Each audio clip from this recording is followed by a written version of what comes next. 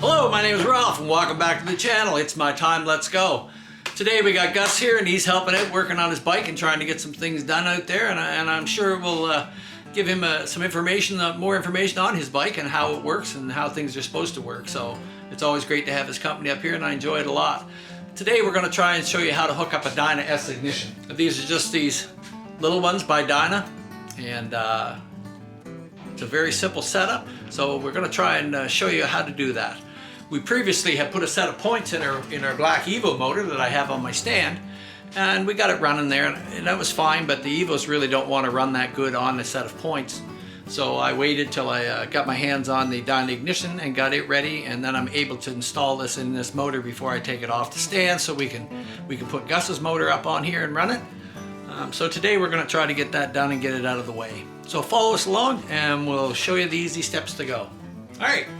So when you open up the box, this is what you're going to get. You're going to get your Dyna ignition system. Just this small plate with the sensor on it here. Inside of it would be a rotor cup here and some small connectors for your wire.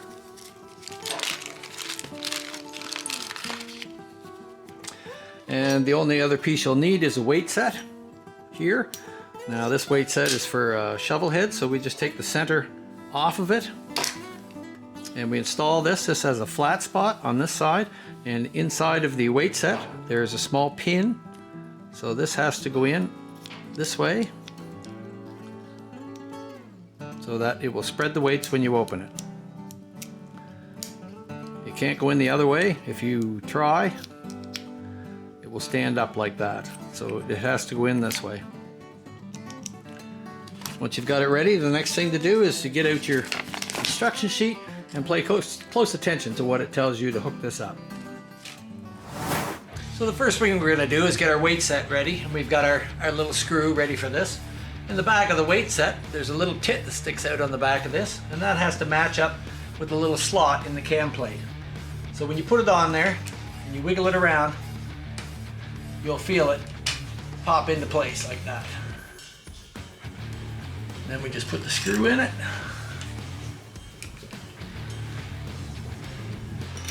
You don't need to over torque this because it's a very small fine thread, so it just has to be snugged up in there.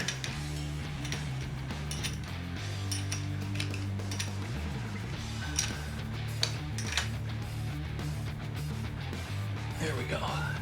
Once you have it in place, make sure that the mechanism is working.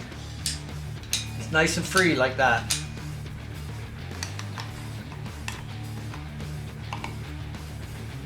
You need to be able to move this plate, and it's binding up a little bit. So I'm going to take a file and I'm just going to round this off a little bit, just ever so slightly, because this plate needs to go in there and we need to be able to move it freely, and at the moment it's just binding up. So I'm just going to take a file and clean that off a little. So I've just taken a file and gone around the edge of this and around the back like that and broke off any kind of edge that might be there, and that's all it takes is that little bit, and she should slide right in there now. Okay, and we need to be able to move that plate like this when we go to set it up.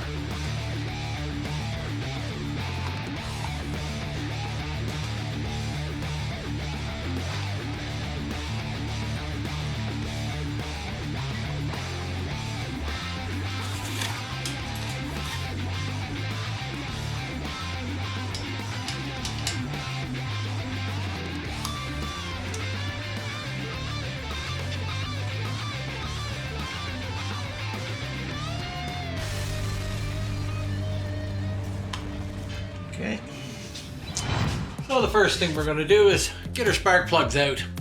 It makes everything so much easier, turning the motor over and such.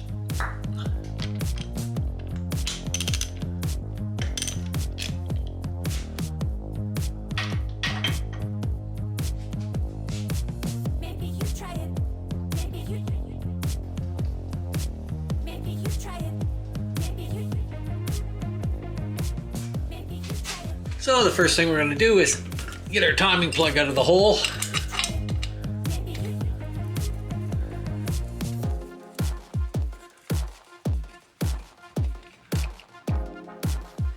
we go. So the first thing that we're going to do is start turning our motor over. And while we do that, we'll put our finger over the hole on the front cylinder. Now I can hear the compression coming up. So we just want to turn our dial from there, and we're looking for the dot.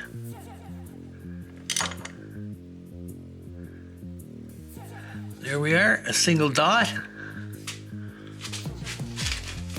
Now with this in here, it tells us that we're up at front cylinder advance. Now we can tell just by putting a small screwdriver down in there that we can touch the piston. If you're doubting where you're at, you can continue to turn the motor over and you'll see the screwdriver rise up. As we keep going, we'll see the slash come up in the window. And when the slash comes up in the window, we now know that our cylinder is at top dead center. Now if we were setting up a Dyna 2000i ignition, that's where we would want it, on the straight mark up and down on the front cylinder. But the Dyna S is different, and the Dyna S needs to be set on the front cylinder advance mark. And that's because when we work the springs, we advance and retard the springs when we're setting the timing of the unit. So now we know we're just going to completely go around, and I'm going to put my thumb over the front spark plug hole. There it's sucking in. We'll go through the rotation until I start to feel it coming up on the compression stroke. There we go. There we are, coming up on the compression stroke. So now we just run her around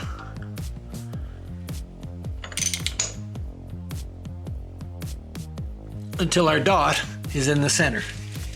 Now we know that we're on front cylinder advance, and that's exactly where we want it to be. With that part of the timing set, the last thing we have to do is put our little plug back in. If you forget to put this in and you start that motor up, it's going to spray oil all out there, around there. So we're going to put the plug in right now. Okay.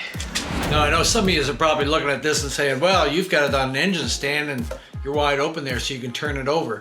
For any of you that are thinking that, that's true. Now if you had your primary case off for some reason, you would be able to put a wrench on your nut and rotate your engine over there and look at that. But in most cases, everything's plugged up and put together. So all you do is put your transmission in 4th or 5th gear or 6th gear, depending on what you have. If you have an aftermarket 6, but 4th or 5th gear, and just pull on the rear tire, jack it up, rotate the rear tire, and that will turn the motor over in revolutions so that you can find the timing mark and do your timing just as I have here. Okay, just wanted to clarify that. So you always make sure that this comes back and that it's springing very nice and tightly, and that's how the mechanism is supposed to work. So when we go to get the spark plug to spark, we just turn this back, and when this is all the way back, as far as it will go, that's when our spark plug should be sparking. And this is set on the dot. So if we go like this, and we look at our spark plug, we can see that it's firing right on it, not before it or after it, right on that spot. Now it might take you a couple tries to get that right on, but it's worth the effort. So it's a little bit hard to see there in this light, but we can see it sparking there as we just open the advance up like that. And that's where we want to set it. So we've set our motor on the front cylinder advance mark. We've put our Dyna ignition in, and we've turned it back so that it's full advance. And that's where we want it sparking at. So this motor should be good to go. So we're going to get things set up and give her a run. We're just going to turn it over a little bit, make sure I got oil pressure running here before I fire it.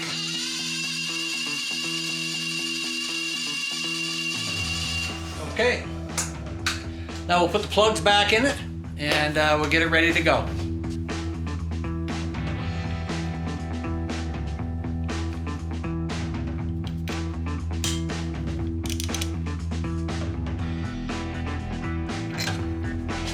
Going to pull the breather cover off so I can check the auxiliary pump and making sure that we're getting fuel coming down in there before we try to start it. Then, with any luck, we should just touch the button and away it'll go. Yeah, like that happens. Could happen.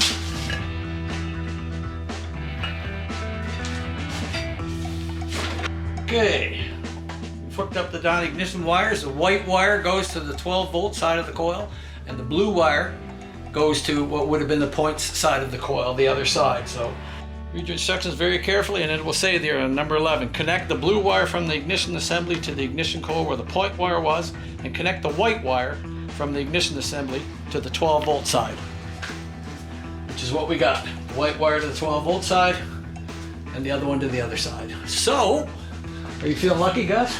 I think it's gonna go.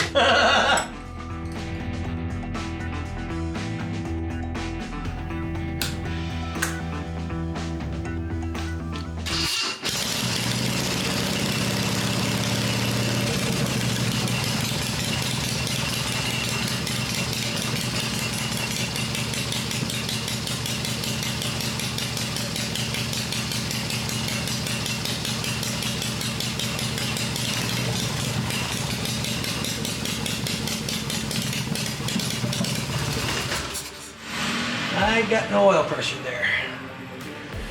Might have to prime that pump. Sounds good, buddy. Sounds good though. Yeah. Yeah. Just turn the power off.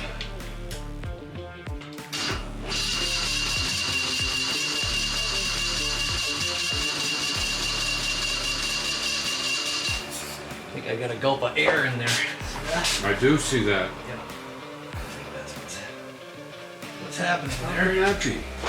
Just the way it's been sitting.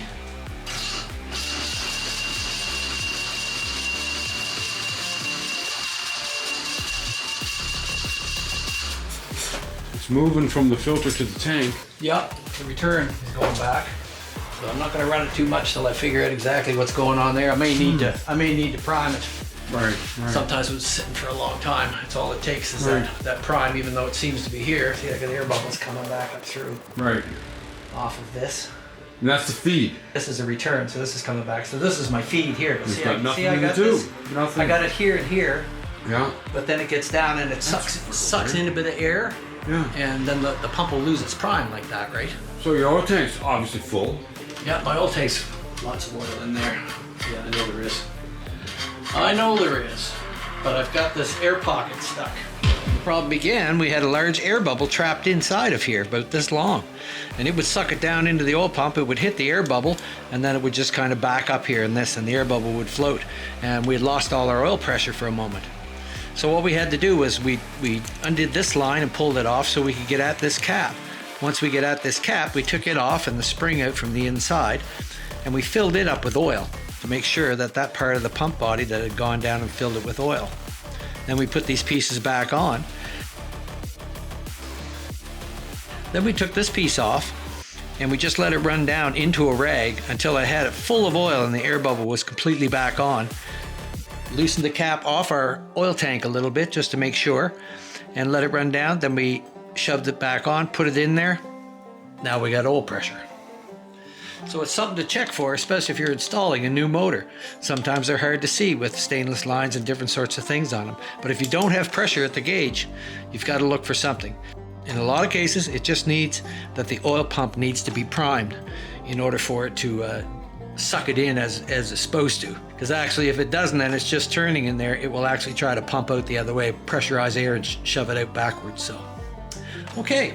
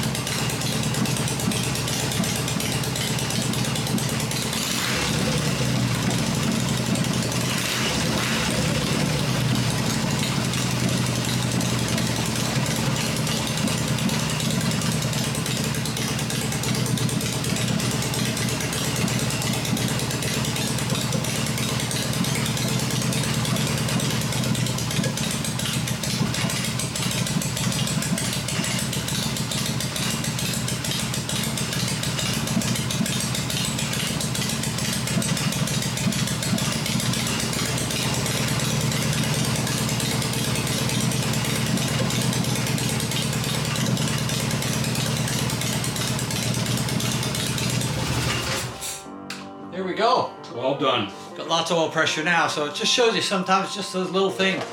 I've had that happen before. I had that 2 years ago. A guy brought built a new motor for him, put it in the bike. Can't get no oil pressure. Couldn't get no oil pressure.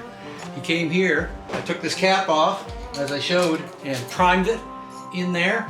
And I had to actually put like a syringe on this, a line with a syringe with oil in it.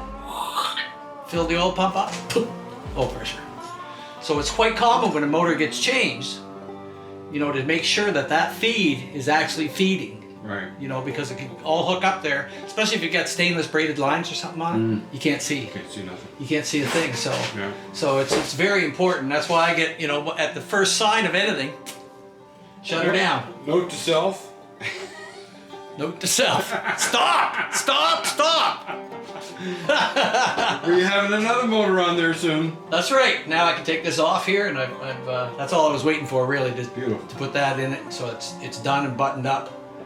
And next one we hear running on it, Gus, Yeah. be your shovel, buddy. Man, that's gonna be nice. Not far from that. Not far from that Watch at all. out, because we're gonna do it. You bet. You betcha.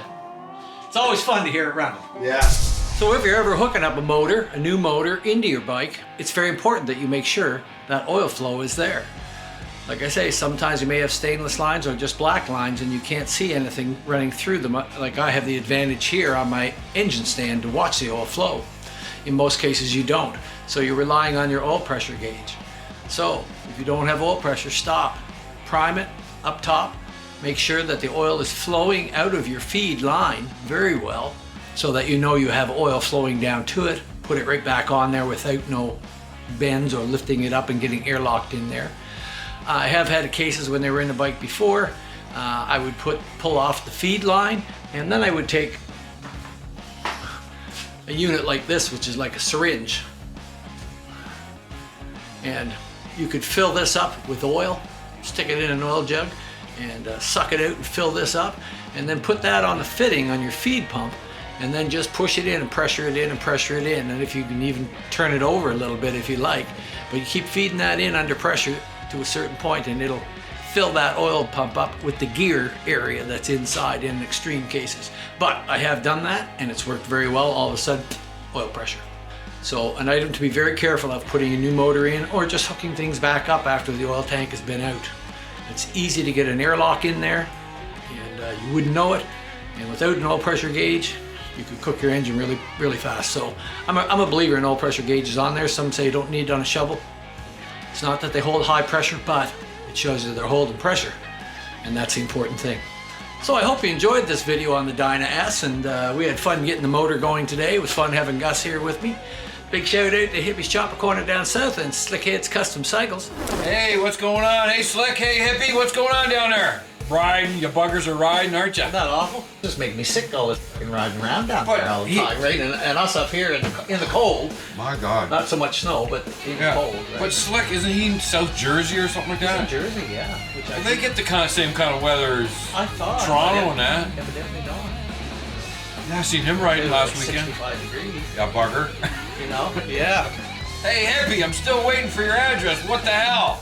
Check out my YouTube channel. You'll see my email address. Send me a note. Yeah.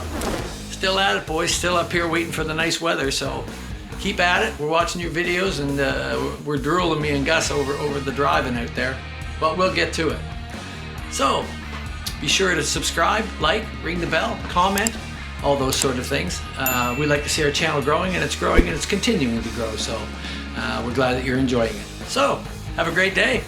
Soon we'll have Gus's engine up on here, and I'm looking forward to that. All right.